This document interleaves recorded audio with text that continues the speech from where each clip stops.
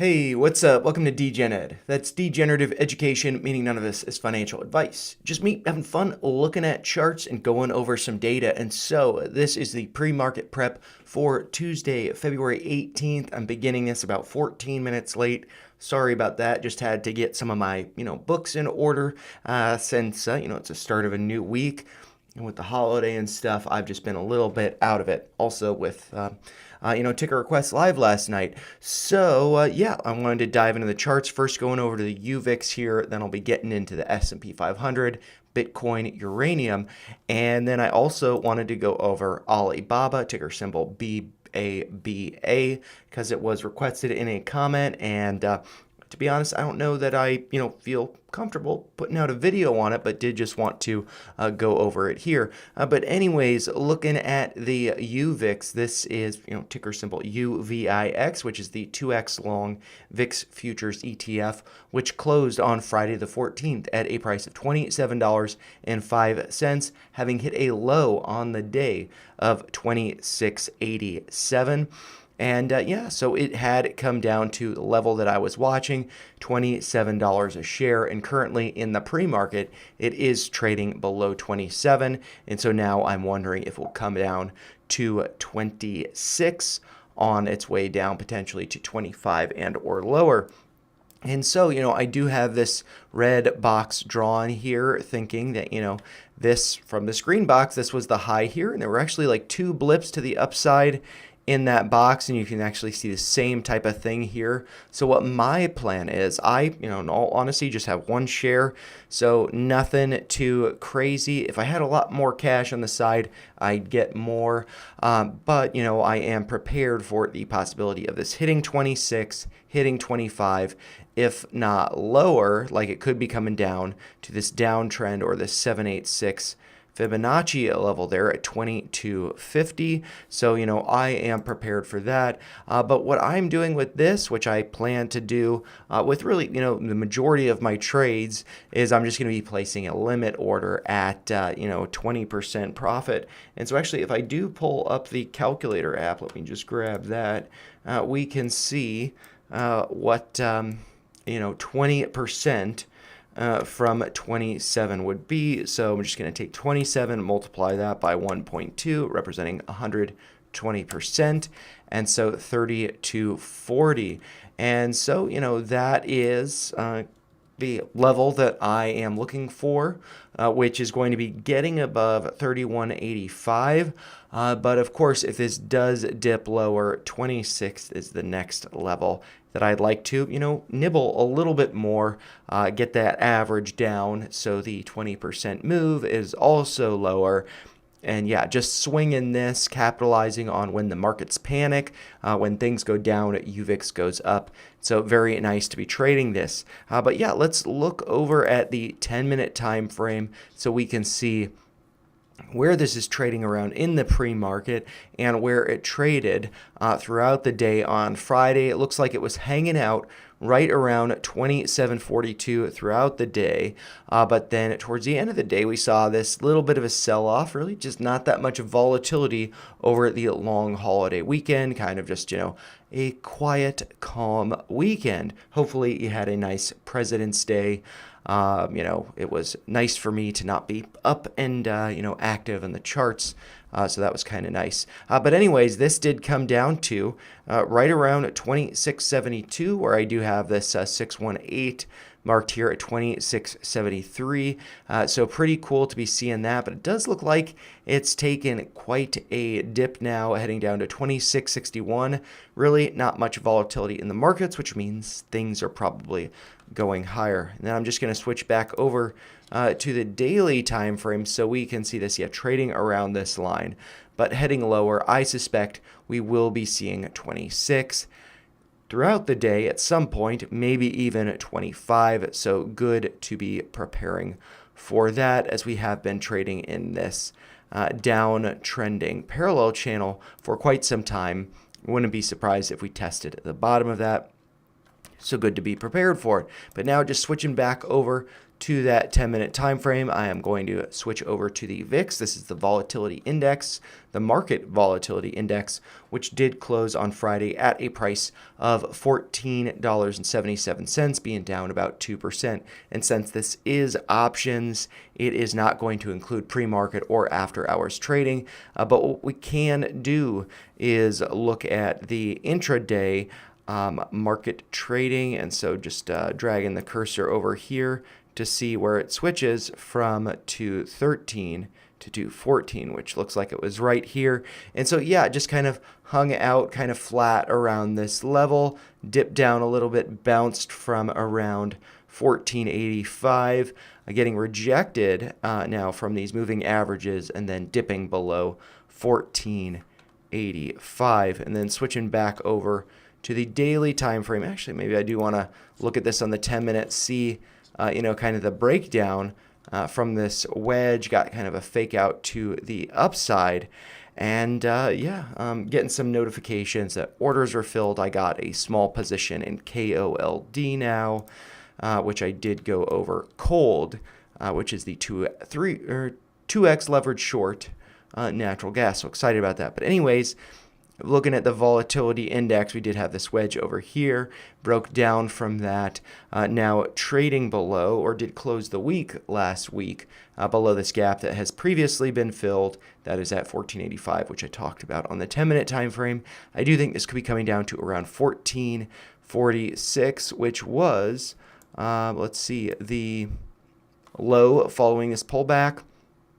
But actually, I don't know how significant it is to have that up there, but I will just leave it up there. We do have this yellow line at 1270 and also this white downtrend that goes back quite some time that we could be getting to maybe around $12 a share. So yeah, if we do see a continued sell-off in the VIX, there could be some nice opportunities over the course of the next week at these prior technical levels. And I should also point out 1062, the last time we were that low was right before this big move to the upside, which was, of course, on August 5th when markets were gapping down. And speaking of markets, let's flip over to the SPY. This is the S&P 500 tracking ETF, which closed on Friday at a price of $609.70. It hit a pretty exciting level on Friday, and now in the pre-market up even higher. So on Friday, it was effectively flat, 0%. It came down by only 3 cents on the day. But it did hit, as you can see here, marked here, an all-time high of 610.99. So pretty exciting there. We're hitting new all-time highs with the SPY, and in the pre-market, it's up even higher at 612.15, 18, 17. It's changing as I speak, up about $2.50 or about 0.41%. In the pre-market. And yeah, this is kind of, what I talked about last week. There was this downtrending level. We were struggling to get above it. But then on Thursday, when we got above it, I was talking about how it could be doing some kind of, wonky moves to the upside to get to these all-time highs. And that is, in fact, what we are seeing now at 612.19 in the pre-market. And so speaking of the pre-market, let's look over at the 10-minute time frame. So we can see, we had gotten up to these prior all-time highs of 610.78 during market hours on Friday. You can see a few tests of it up here, but ultimately getting rejected from that level, pulling back, but then gapping above it into the pre-market. So that's what we're seeing, having hit a new all-time high of 612.20 during pre-market hours, but we will have to see where it opens up at. I could see, a little bit of a pullback and maybe to test 610.78 as support before continuing higher. So looking really good there. Pretty excited about the new all-time highs, getting into uncharted territory. But one thing that I think is pretty interesting, the SPX, what do we notice about this? Actually, if I do flip over to the daily time frame, we had a high on Friday of $6,127.47. But what do you notice here at the chart? It's not marked over here. It is marked over here on January 24th when we hit the all-time high of $6,128.18. So interestingly, while the SPY hit an all-time high on Friday, the SPX did not. Being 50 cents, 70 cents below the prior all-time high, not really that big of a deal. But I do think that we will probably be seeing this gapping up, and we will be seeing a new all-time high hit today during trading hours, February 18th, because of course the SPX does not have pre-market or after-hours trading, having closed on Friday at a price of $6,114.63, being down 0.01% or about 44 cents on the day. Not really that big of a deal. Like I said, I think that we will be seeing all-time highs during trading today. But just out of curiosity, to look at the 10-minute time frame, to look at the transition from the 13th to the 14th. So the 14th began here, kind of tested, getting up to those all-time highs, but ultimately got rejected, pull back, another attempt, and this has really just been kind of, coiling before getting to a breakout. So what we can see over here, man, I thought I had the default set to thicker lines, so that's what I need to do. Apply as default. There we go. Okay, so thicker line there, and then really, I'm just going to draw this. I can maybe just draw a flat line, and maybe I actually want to draw that so we see the level on the right there. So that's $6,108.70. That has been, a nice little bottom here. But actually, maybe I don't want to draw a horizontal line because I do see this angling up. And so I'm just going to get back to the trend line tool. Maybe I'll draw it from here so we can see that, pinching a little bit. And then I will extend this back to the levels over here. And yeah, so we got ourselves a nice little wedge there. Perhaps that's a bull flag. Perhaps we will see this breaking out to the upside. So good to keep an eye on that. And we can see our little baby wedge right there. I suspect this will be breaking out to the upside. And we will, like I said, be seeing new all-time highs today. So pretty excited about that. But what's maybe a little bit surprising, Bitcoin is and has not really been too exciting. Still trading around at $96,000. Still trading right along this downtrending level here. We are still above the 786 here, which is around $94,000. Which is, I think, where a fill would be if an order was placed. The 786 is actually at 93,000, about 500. And so, yeah, maybe we could be seeing a retest of that level, 94,000, maybe getting to 93, or, like coming down to this purple line that I have drawn across here at $92,609.40. That was, it looks like the low on the 25th, but the way these candles are drawn here in Webull, they're not that precise. So, let's just call it 92,600 being approximate there. I think that would correspond with the fill of around 93,000. But of course, we did break that level over here. It looks like on the 13th, maybe it was the 14th of January, we hit a low of right around 89,000, so below 90. So definitely would have had a fill at 92, 91, maybe 90,000 on that pullback. But then, of course, we have been forming higher lows, with the low from February 2nd being around $91,350 there, give or take. And so we've got this uptrending red line here, higher lows. I'm just going to make that line thicker, trying to get better, drawing fewer lines, but just making them important and making them thicker. And so, I'm just going to make these lines a little bit thicker. We do have this downtrending level in yellow. Maybe there's a little bit of a caution signal there that if we do break below this red uptrend, we could be heading into the 80s, maybe even getting to the 70s, depending on when we break below this level. But yeah, I mean, I am prepared for some dip buys around here, and then just kind of reassess if it does get into the 80s. 86 is a level over here that we could be testing. That is the 382 from this retracement, then getting down to around 79,000 or 72.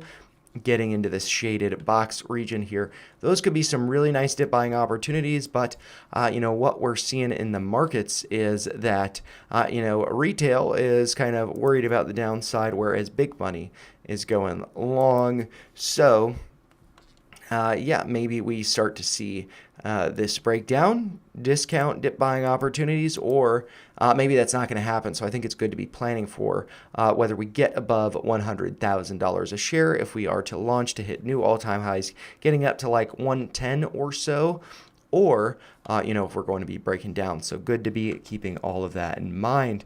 But anyways, not going to switch over. Well, maybe I will. Might as well switch over to the 10-minute time frame. I do have that white downtrend, which I drew. I think more. I need to switch over to the daily. See, what is that downtrend from? Yeah, kind of shorter term that we've been trading along that, trading above it. But if we look over at the 10-minute time frame, we can see how prices kind of danced around that level, having come below it here, but then getting above it, retesting it here as support before breaking lower. But now we are above it. So yeah, I mean, we'll see. Do we break above or break below that downtrend? But now I wanted to switch over to uranium. This is ticker symbol URA, which is Global X Uranium ETF. This closed on Friday at a price of $28.03, being down about 3.2% on the day, but bouncing about 20 cents in the pre-market, going up about 0.7%. After we saw this pretty big red candle and actually coming down to fill this gap, we hit a low on the 14th of 27.96, which would represent a fill of this gap here. So I'm just going to make that a solid line, also make that line a little bit thicker, as well as this one to the upside at 30.53, a gap up there that we might be filling, but we might also be breaking down here. We did see a close on Friday below this uptrend that we had been respecting, forming higher lows. We are still putting in higher lows relative to the lows over here, although we did, close lower than the low that we hit on the 12th, which was at a price of 28.14, and it does look like that low. And the open from the 12th was respecting this uptrending level. We are now trading below it. So I am wondering if URA could be making this move to the downside to around $24.50 or maybe $25 a share. And I think that I have a little Fibonacci extension here. I can adjust that, as we do see the high over here was eclipsed by the high from over here. So the high on the 31st of January was, 29.35, but we do have a high over here of 29.70. So I am just going to adjust this Fibonacci extension to 29.70. Hopefully all of those levels are correct. 26.93 at 31.60. 93 here, 31.60. Yeah, so those levels look right. I'm just going to make those lines a little bit thicker. And so, yeah, with that, we can see the 100% move. So from here down to there, I might actually make this a light blue Fibonacci extension there. We can see the 100% is at 25.03, whereas previously was a little bit lower. But yeah, to 25.03 corresponds nicely with my alert here at 25. But there is also, the possibility of us heading lower, like to test this uptrend, which goes back to the lows over here from August 5th, as well as the open from September 6th. And that would correspond nicely with the 786 here, thinner light blue line. That is from this more historical Fibonacci retracement here, the 786 at 24.50. And yeah, so we'll see if maybe I was just a little bit too excited about the breakdown with this purple doodle that I have drawn here. It did extend a week or two longer, and we'll see if we start to see that rollover. And yeah, I don't know. I'm actually maybe I don't want to delete this necessarily. I do like the 2 pivot highs up here, but I don't like that we were trading below it over here, so I might adjust this to be over here. And I think that's a more notable parallel channel. I might color this yellow just to differentiate it from the other ones. I will lock that in place. And yeah, so we did get a couple tests, few tests to the top there, and we have seen it respecting the bottom here. And so yeah, coming down to around 25 will be breaking below it, but in middle of April that would coincide with a test of the bottom of that channel. So we'll have to see if we do get a rollover to test 25 with that. But let's look over at the 10-minute time frame just to get an idea of what's going on in the pre-market. And yeah, it did come down, Friday to fill the gap at 27.99, and then during the after hours came even lower to 27.92, but currently trading above $28 a share. So we'll see if we gap down or just trade down during the day. I suspect that does seem likely. And so, now with that being said, having gone over all of the routine tickers, I'll be diving into Alibaba here in a second. I just wanted to have a little sip of coffee because I'm, kind of tired. So, yeah, just take a little bit of a breather. I might have a sip of water too. And so, yeah, let's dive into the Alibaba chart. I have done some kind of, historical drawings over here. I'm not going to delete all of them, but I will delete some of these trend lines that have not really been that useful. This trend line, the white one, not really that useful. This orange one, believe it or not, was useful over here with that bottom, but generally over here, pretty ugly. So I might delete that as well. What do we have here with this trend line? I don't know. I guess that's probably just a little bit arbitrary, so I'm just going to delete everything that I have, which is probably nothing as of right now. All right, and so let's just look at the chart. Let's consider this here. I'm just going to draw a trend line to highlight that we do have higher highs on the daily chart, and then let's look at the RSI. The high over here was around 84.22. And we are currently looking at an RSI of 84.41. So higher highs in the stock price, higher highs, not higher hars, in the RSI. So there's no bearish divergence there, so that's good. And I should note too, Alibaba did close on Friday up at 124.73, being up about 4.3% on the day. And continuing higher in the pre-market, being up about $3 or 2.5% or so, trading around 127.80. And so we might be seeing a gap up.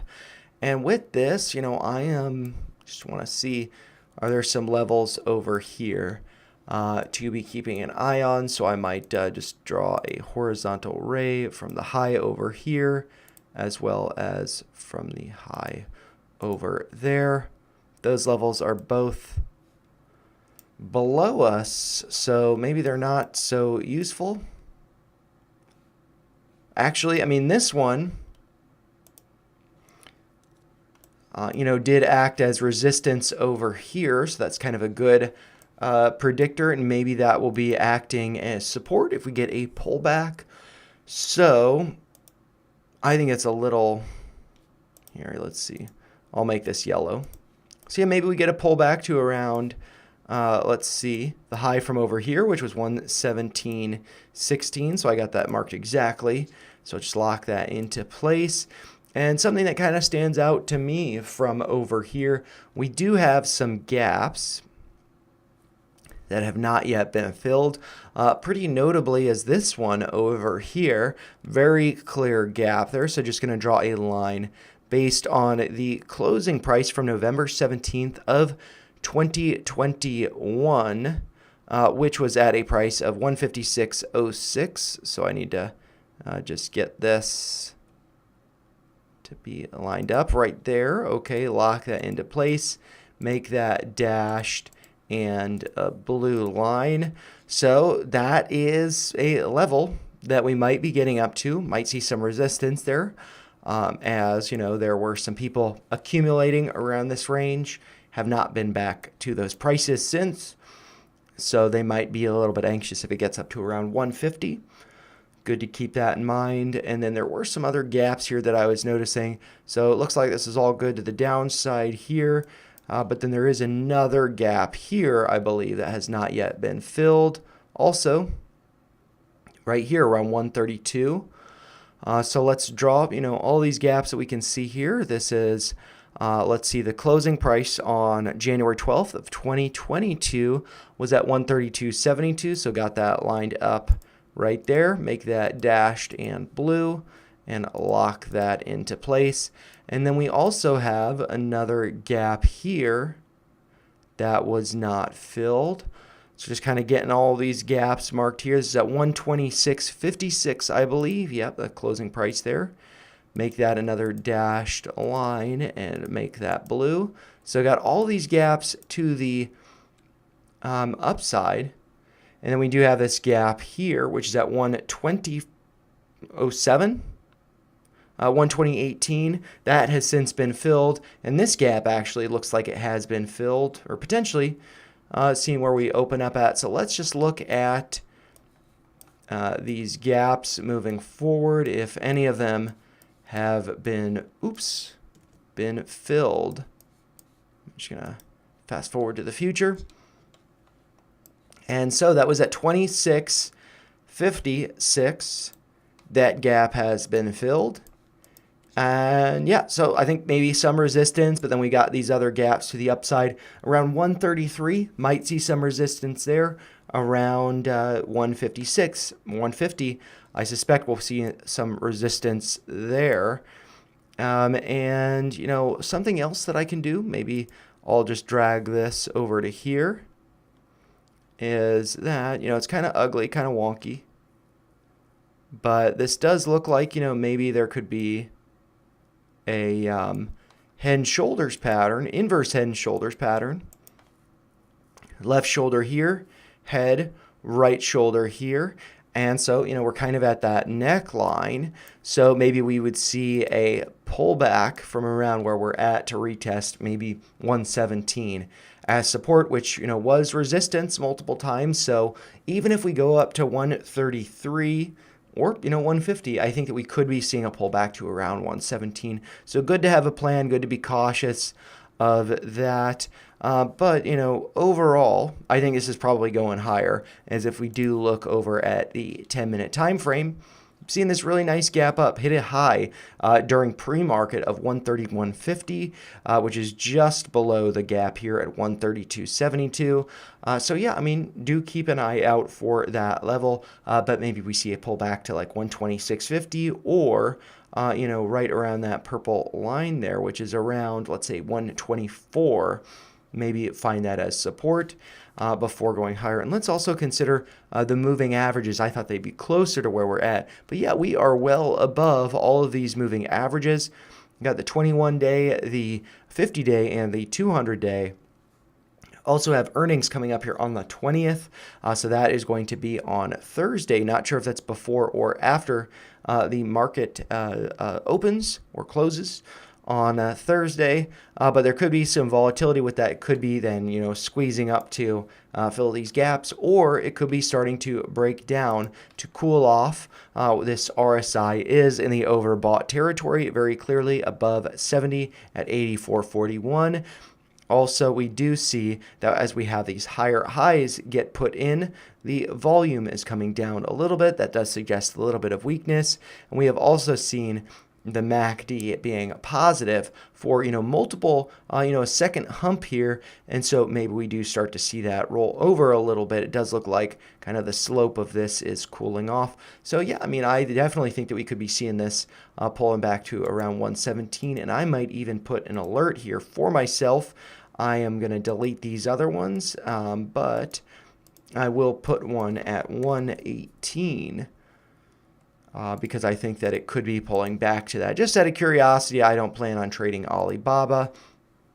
But yeah, I mean, I think that this could have a cool off. And yeah, I guess I will just kind of draw my doodle of how I think this could be playing out. And so I think that especially with earnings coming up, this could be going up, getting rejected from around 133, and then maybe doing something like this.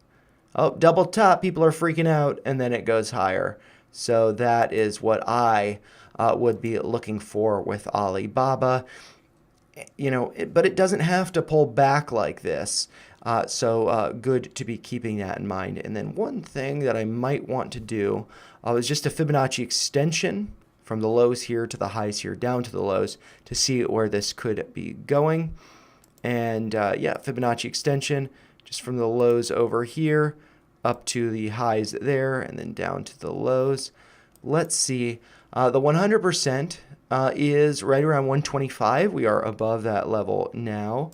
But let's see if I want to remove these lower ones, because we've clearly gone higher than that. Let's see where the 1618 is. That is, yeah, right around 150. So I think that yeah, we could be seeing this, doing a little bit of a cool off.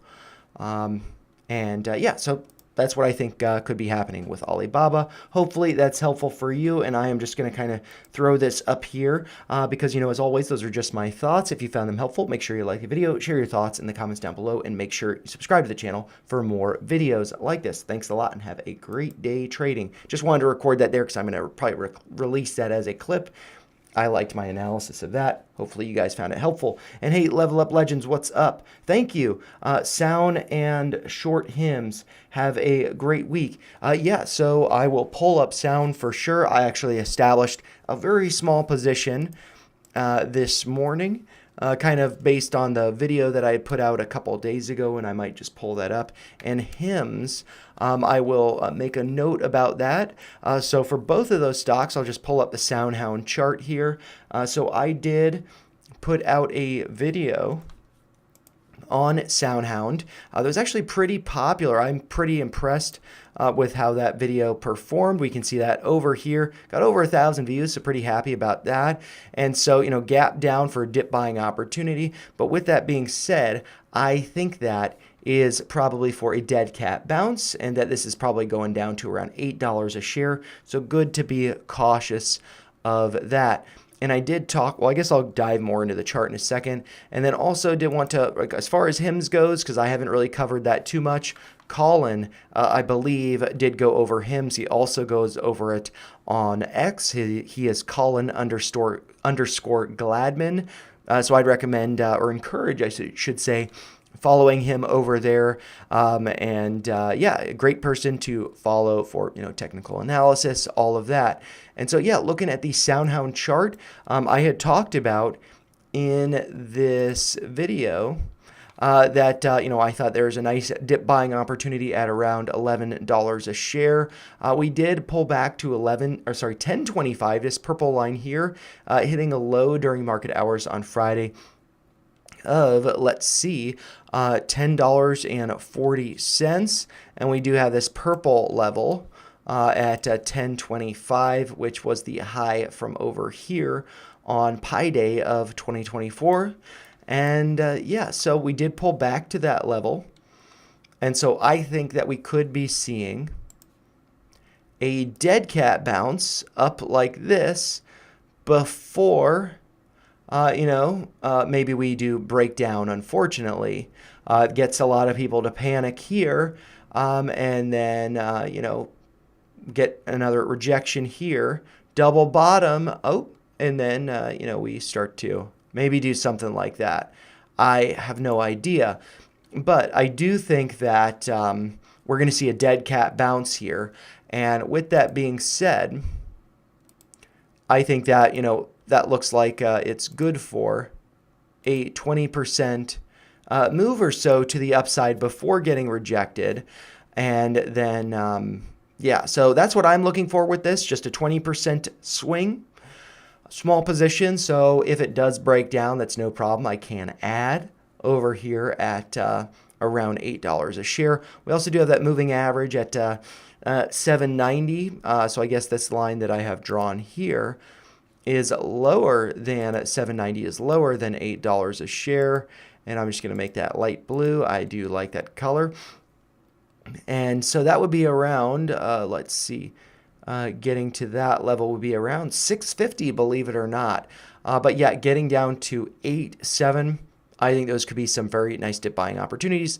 So do keep that in mind. This could be going a lot lower, very risky at this point, but I do think that there is a potential for a bounce here to potentially get up to this gap here, but I suspect it will be getting rejected. So do be cautious with that. 10-minute time frame. Let's see if I do auto adjust the axis. Yeah, did see gap down on Friday. Consolidation trading sideways over here. So that's kind of like a bear flag. This could be going lower, but we'll see how it trades during the market. I am thinking, like I said, that we'll get a dead cat bounce. So do keep that in mind. And then HIMS, I have really not looked at that. Yeah, shorting HIMS. Personally, I don't really like to short stuff that's so volatile, whether that's buy-in puts or, to be honest, I don't know how to short stuff other than buy-in puts or getting ETFs that are inverse. But yeah, on Friday we saw what looks like a pretty big topping signal. Big wick to the upside, hitting a high of about $65, hitting a high of $64.84, closing notably lower at $60.47, but being up on the day at 2.18%. And also closing higher than it opened and closing higher than the high from the 13th, which was at a price of $59.55. So, looking good in that sense, but with this big wick to the upside closing in the bottom portion of the trading for the day, doesn't really look so good. Looks like it could be getting exhausted. And also, if we look at the volume over here, volume was very high on Thursday at 42.82 million shares traded. But then if we look at the 14th, it came down to, 38.73 million. So it is coming down. So that doesn't look so good, even as it's making a higher high. That is showing some exhaustion there. But if we look relative to the past, it is still, elevated volume. But what have we seen over here? We did see, even on these spikes in volume, we did see some pullbacks. So yeah, I think this could be pulling back, especially with earnings coming up on the 24th. So I believe that's going to be Monday of next week. So, getting pretty risky with that. And just trying to think. We do have the RSI here at 87.68. On Thursday, it was 87.14. So, yeah, getting very high there, very overbought. And let's see, are there some trend lines that we can draw here? There's one that kind of stands out to me. I might have to fudge it a little bit, but just kind of arbitrarily going over to here. And then actually how I might want to draw this is something like this. And then, yeah, we did, kind of get rejected from these levels over here. Maybe I want to draw it like, I don't know, this I can draw in a few different ways. I kind of just want to get all of these levels to be intersecting with that. Maybe getting it over here. No. So, yeah, it does look like we had a fake out break above it over here. But, if we go back in time to, maybe we can even move it to the highs from, let's see, November 7th of 2023. We were not able to get above that level over here. Then looks like I'm going to delete this line over there. And also this one over here.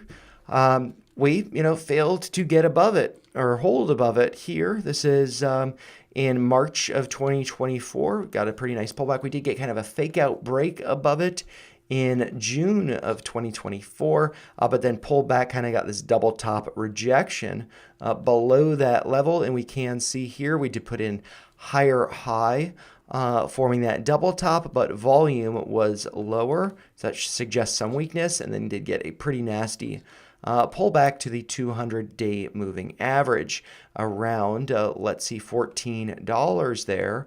And then, we did get another test to that level, but again, a rejection. And I'm just going to lock that in place so it doesn't accidentally move.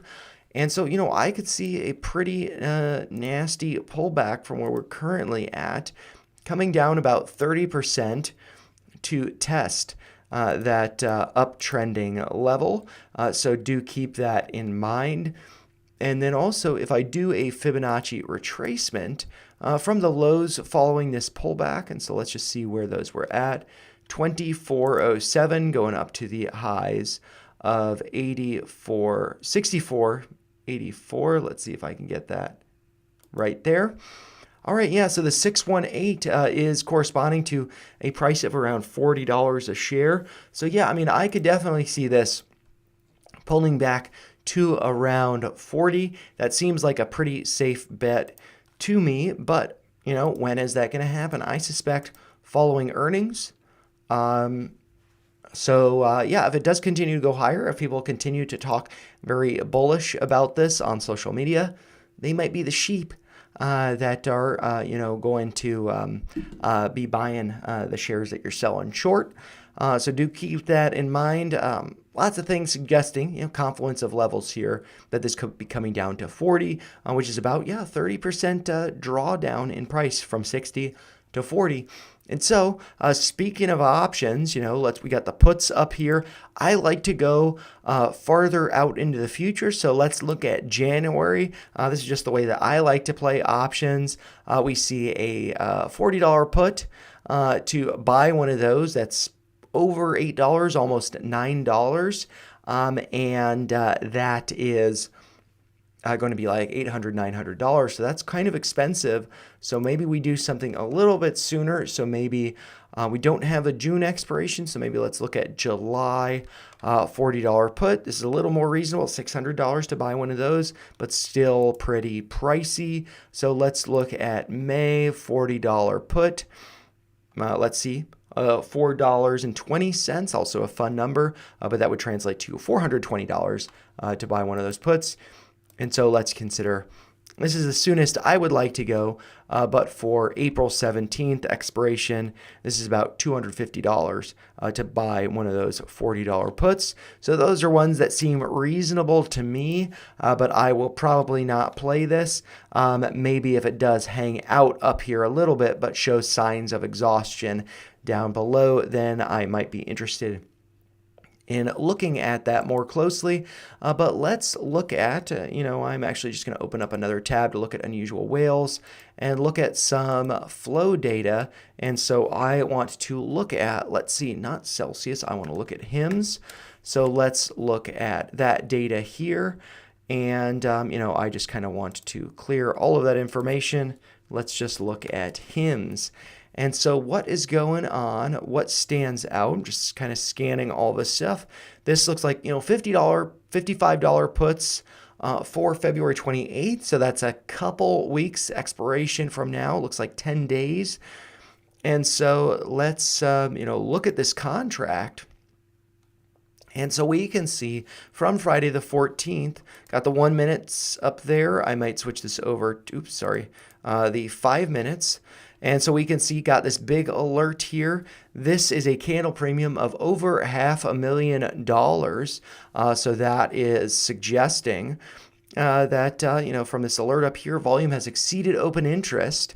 And so we can see that the open interest over here, it's really effectively been zero. But then on the 13th, on Thursday, we saw a volume of 1.3 thousand contracts traded. So that open interest went from one contract to 1.1 thousand. And then we saw another block of, volume over, 1,500 contracts traded. And now that open interest, has been increasing by 1,000 contracts, 1,000 contracts. And so now it's about 2,000. And so maybe this is a put that would be exciting to play. But the premium there is, hundreds of dollars. So kind of expensive if you do ask me. But yeah, I mean, that's pretty cool to look at that. And let's just kind of expand this over here. If we do look at the bearish bullish slider above my head, 53% on the bear side, not too surprising there. We do see from Friday the 14th a net buying of contracts. That's why the volume down here is green. But what we see is the net call premium in green coming down, along with the stock price in yellow coming down, although it did blip up, coming down, fading over the course of the day, with that net call premium coming down, being pretty notably negative, whereas the net put premium has gone positive. And so that is, why we see the volume being positive here, being green. And so that is because we see a net buying of puts over selling of calls. And so if we do look at the premium here traded, the net premium over the course of the day, we see net put premium going up by $5.87 million on that Friday, whereas the net call premium came down by $11.56 million. And so you might be saying, why is this volume positive if we have the net selling of these calls, the net call premium coming down by about double the net put premium going up? And so that is because the net put premium going up is because cheaper puts are being bought. So a large number of cheaper puts. So you're going to have a large number of cheaper contracts. That's going to push the volume up. Large number, large volume, lower premium. That's the difference here. Versus you have a smaller number of higher premium calls being sold. And so that suggests to me that those calls are taking profits at the top over here with earnings coming up and, with puts establishing cheaper positions. So taking profits on those calls, buying cheap puts to then take profits later. So this overall looks bearish. I don't know which contracts are appealing to be trading, especially with earnings on the 24th. This is looking at, an options expiration after the earnings call. And this is, we're seeing total premium traded close to $1 million, 911,000 on the 13th, and then about 750,000, almost 60,000 traded on the 14th. And so we are seeing, that premium going up. And, for just this one contract, but across the board, we see that nearly 6 million going into net put premium, whereas nearly 12 million coming out of net call premium. So that is a little bit bearish. But if we do, flip back to here, just want to look at the flow feed for HIMS. What are some other ones that stand out as being, these are 21. This is before earnings, so I'm not really interested in that. $50 put. This is for August expiration. So yeah, let's maybe look at this one. This had a premium of, 100,000. This, the premium just really expensive on this. So, I probably won't be trading this, but I do find this data to be pretty interesting. And then if we do look over the past 7 trading days, we can see kind of this change where calls and puts, net call and put premium is not really too high. Getting into the millions, net put premium going up 4 million over here, going up 3 million. So this is more net bearish over here. But then we see the net call premium going up as price goes up. Net call premium here being around 7 million, whereas net put premium came down by about 4 million. on the 13th. But then we see, yeah, this massive drawdown in calls, down nearly 12 million, as I had talked about, with puts going up to the highest it's been the past 7 trading days. And then if we look at 14, yeah, call premium, taking profits. And then if we look at the past 30 trading days, yeah, things are looking very different. Profits being taken here. So it might be a very nice time to buy some puts into earnings next week. But that's definitely a gamble. So do be cautious with that. But yeah, I mean, the data suggests and the chart suggests that this is probably pulling down to around $40 a share, so do keep that in mind. But anyways, as always, those are just my thoughts. If you found them helpful, make sure you like the video, share your thoughts in the comments down below, and subscribe to the channel for more videos like this. Thank you all so much for joining for this morning's pre-market prep. It is after the hour, after 9 a.m. Eastern, so I'm going to be signing off, getting ready for the trading day, and also so you guys can do the same. Thank you so much for joining. Have a great day trading, and I'll see you in some videos I post later today, and tomorrow's pre-market prep will be recorded a video because I do have to be at work.